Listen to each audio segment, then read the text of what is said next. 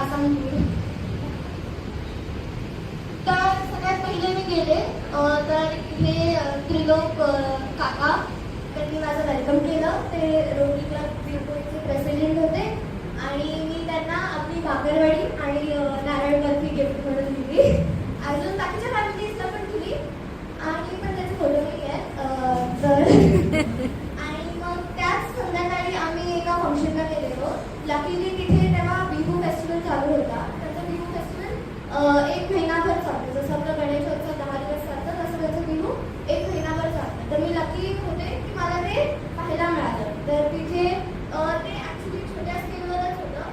तर मला त्यांनी असा सन्मान दिला. ते त्याचं गमछा असतं त्याच्याने ते सन्मान घेतात. ते दिलं मला आणि मला त्यांनी बोलायला सांगितलं. मी तिथे बोलले आणि पहिले 5-6 दिवस ते जे लोक काका दाखवले मी त्यांचं एक स्कूल आणि हॉस्टेल आहे. तर मी पहिले 5 दिवस त्यांच्या हॉस्टेलमध्ये या सगळ्या मुलींसोबत त्यांच्या खोलीत राहिली. एका मॅमसोबत मी रूम शेअर केलेली आणि मला त्यांच्यासोबत इतकी मजा आली मी काय सांगू. आणि त्याच्यासोबत आम्ही इथे तिथे फिरायला पण गेलो. आता हे जे आहेत ना हे इंटरॅक्ट क्लबचे सगळे मेंबर्स आहेत. त्यांच्यासोबतच होते मी मोस्ट ऑफ द टाईम आणि आमची इतकी छान फ्रेंडशिप झाली. आम्ही खूप मस्ती केली. एक मुलगी त्यातली होती तिने मला लिटरली चिठ्ठी लिहून दिली की मी तुला खूप तू आत्ताच आली 1-2 दिवसासाठीच होती आणि आपण खूप कमी वेळ होतो एकत्र तरी तू खूप छान माझ्याशी बॉन्डिंग झाली आणि असं तसं खूप छान वाटलं त्या लोकांना भेटून. सगळे एकदम स्वीट होते. त्यांनी मला एकदम आपल्यासारखंच ठेवलं आणि बाय बोलताना पण सगळे दुःखी झाले पण आता जावं तर लागणार होतं. तर ऐसे ना मी मॅप हे केलाय मॅप दाखवतीये. तर दिग्बोई जे आहे ते एकदम वरती कॉर्नरला आहे. तर पहिलं मला हे माहीत नव्हतं. तर मी थोडी क्युरियस होते की एक्झॅक्टली दिग्बोई कुठे. गुवाहाटी तर ऐकलेलं होतं की आसाममध्ये आहे पण दिग्बोई कुठे आहे. तर मी मॅपवर वगैरे पाहिलं तर मी म्हणजे इतकं लांब म्हणजे मी इथून इथे एवढं ट्रॅव्हल केलं. तर मला असं खूप छान प्राऊड फिलिंग आली की मी एकटी एवढं ट्रॅव्हल करू शकते. आता त्याच्यानंतर रोटरीचे खूप सारे इव्हेंट्स झाले. तर त्यातलं एक होतं की त्यांनी एका कॉलेजमध्ये स्विंग मशीन्स त्यांना डोनेट केलेले. तर तिथे त्यांनी मला बोलवलेलं तिथे सन्मान दिला. मग तिथे मला बोलायला सांगितलं. त्या दीपाश्री मॅम आहेत. त्यांच्या घरी पण मी राहिलेले. माझं कसं होतं इथे रोटरीच्या त्या क्लबमध्ये इतके सारे लोक होते ज्यांना मला होस्ट करायचं होतं. ते सगळे म्हणत होते की तुम्ही आमच्या घरी 1-2 दिवस राहा 1-2 दिवस राहा. पण इतके सारे लोक होते की सगळ्यांच्या घरी जायला वेळच मिळाला नाही. तर सगळे म्हणत होते आता नेक्स्ट टाइम आल्यावर आमच्या घरी राहायचं. आणि मग आम्ही ह्या सगळ्या मुलांसोबत आम्ही असं दीन पटकाय नावाचं तिथे नॅशनल पार्क आहे तिथे फिरलो. अजून खूप ठिकाणी फिरलो त्याच्यासोबत. असे ट्रिप्स झाल्या आणि ते तिथे ट्री प्लांटेशनचं प्रोग्राम झालेलं. मी हे बघून फॅसिनेट झाले की तिथे ऑलरेडी एवढं सगळं नेचर आहे.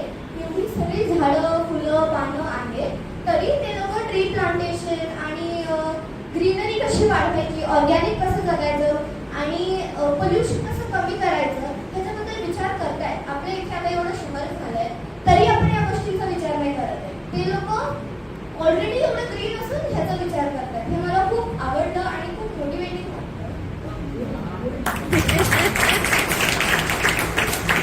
आता हे तिथं ट्रेडिशन कल्चर म्हणू शकतो आपण. तर तिथे मी होते 1 महिनाभर. तर खूप साऱ्या काही ना काहीतरी पूजा कोणाचं हे काय म्हणतो पण डेथ झाल्यावर 13 दिवस तिथे ॲक्च्युली लग्नाचं सीझन असं म्हणू शकतो आपण चालू होता.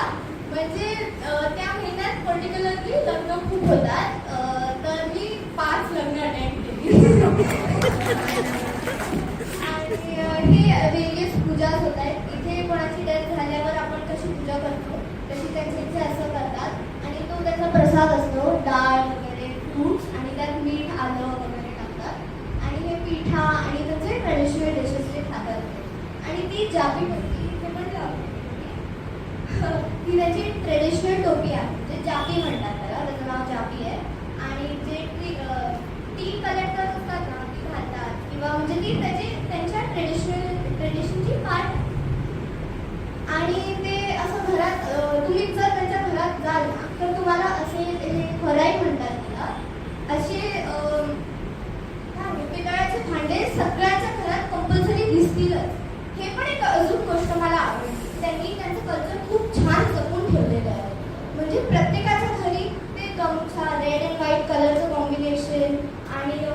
कान मारून राहिलो आणि ती जागी होती आणि अशा गोष्टी आपल्याला दिसून येतात जी आपल्या इथे आता खूप कमी झालेली आहे की आपल्या परंपरा आपल्यासमोर राहिली नाही. काय दाखवणार आता आपल्या इथे कोणी आलं तर त्यांना काय दाखवणार की हे आपलं कल्चर आहे. तर असं आपल्याकडे थोड्या कमी गोष्टी झाल्या. तिथे एवढं सगळं आहे हे बघून मी खूप फॅसिनेट झाले. तर हे सगळे फॅमिलीज आहेत, सगळे नाही आहेत, काही आहेत.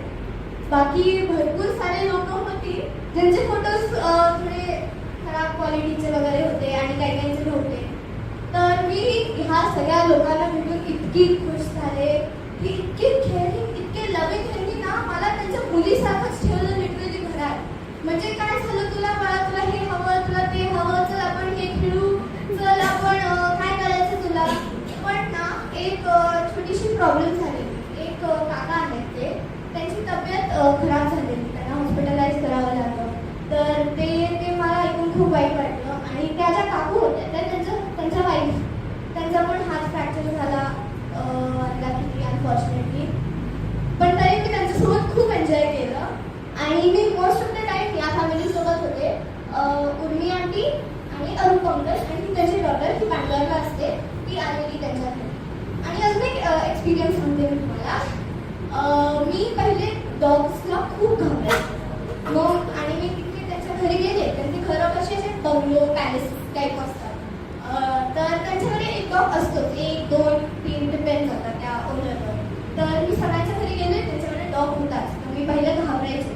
तर मी सगळ्यात पहिले त्यांच्या घरी गेलेले तर त्यांच्या घरी डॉग होता. मी इतके घाबरत होते पहिल्या दिवशी.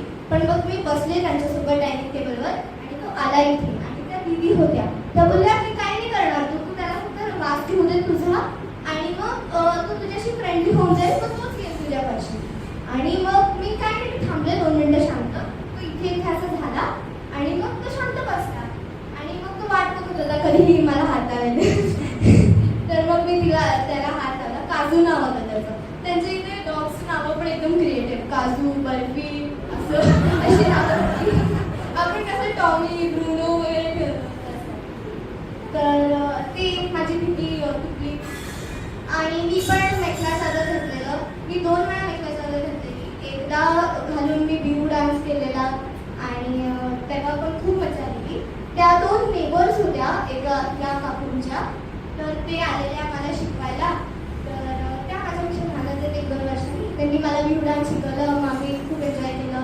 मग दुसऱ्या दिवशी आम्ही सगळे मिळून अरुणाचलच्या बॉर्डरपाशी गेलेलो. अरुणाचलमध्ये गेलेलो. गोल्डन पॅगोडा वगैरे खाल्लं. खूप सुंदर आहे अरुणाचल सुद्धा, आसाम सुद्धा. म्हणजे तुम्ही इमॅजिन करू शकता की असे रस्ता आहे आणि दोन्ही बाजूला टी गार्डन, भात शेती आणि साईडून एक रेल्वे ट्रॅक. इतकं सुंदर वाटतं, इतकं मनाला शांती वाटते, इतकं ते आमचे अरुणाचल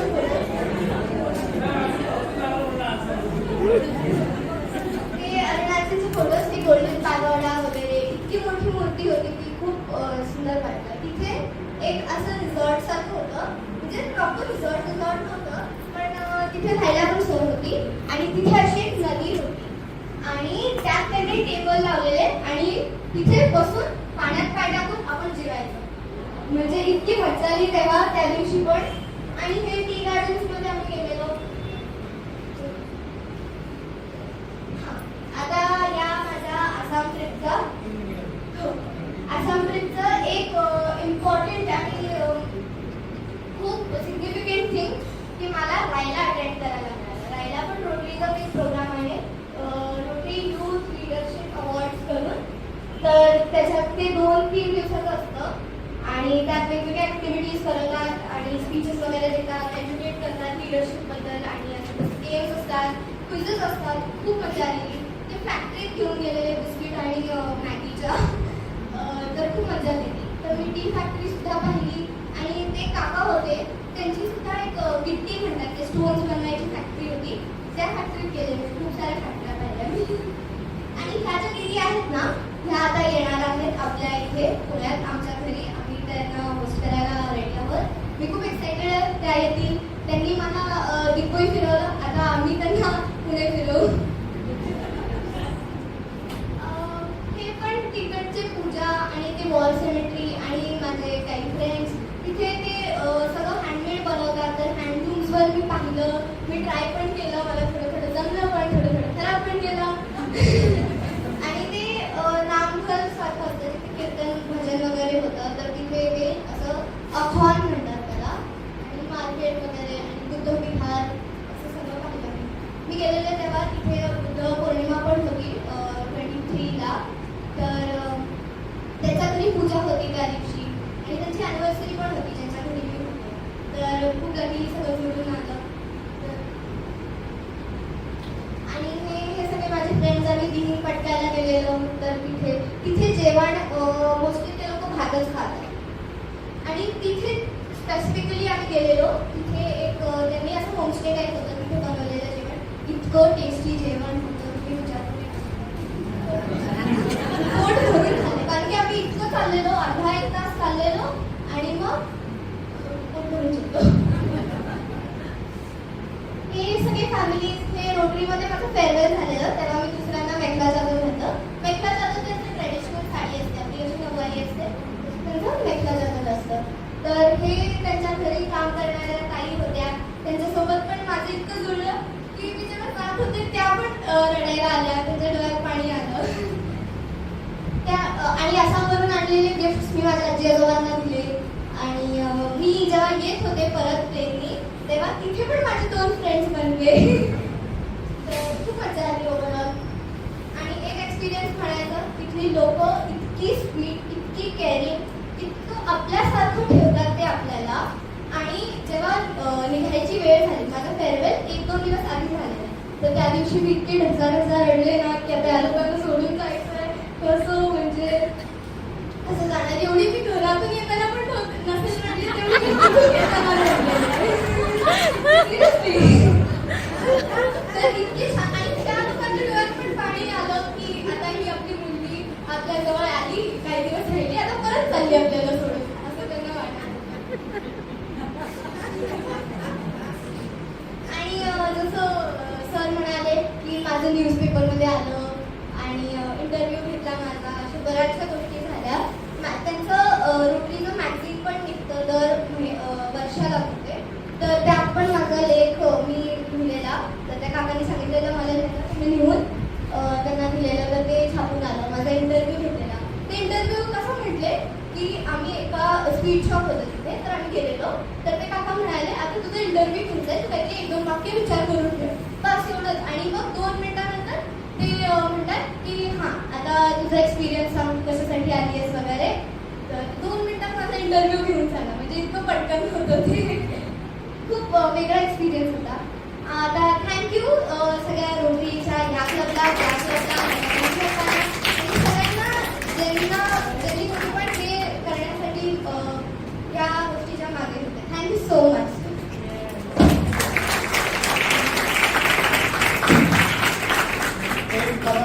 सांगायचं राहिलं की मी कॉलेजच्या मुलासमोर तिकडे लेक्चर केलं. आता ही मुलगी 9वी पास आहे आणि तिला कॉलेजला लेक्चर म्हटलं, आल्यानंतर बहुतेक गेलं डायरेक्ट मिनिस्ट्रीमध्ये सिलेक्शन नंतर आमची ओळख ठेव पाहिजे. थँक्यू. कोणाला काय विचारायचं